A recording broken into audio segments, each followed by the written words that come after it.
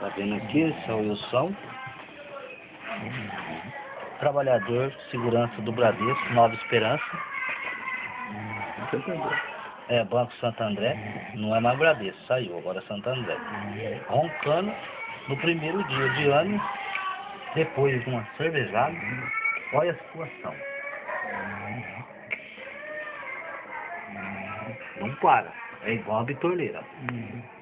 Estamos aí, vamos ver o que vai dar esse vídeo com o nosso amigo Wilson.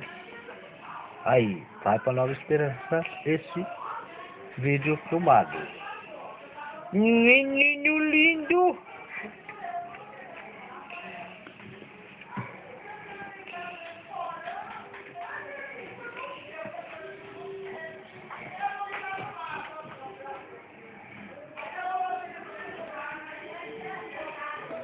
Agora é nós que estamos fazendo o vídeo. Meu cunhado, sobrinho, e aí vai o Rodrigo aí, que tá aí, né? E olha a camisa aí, ó. Tudo sem.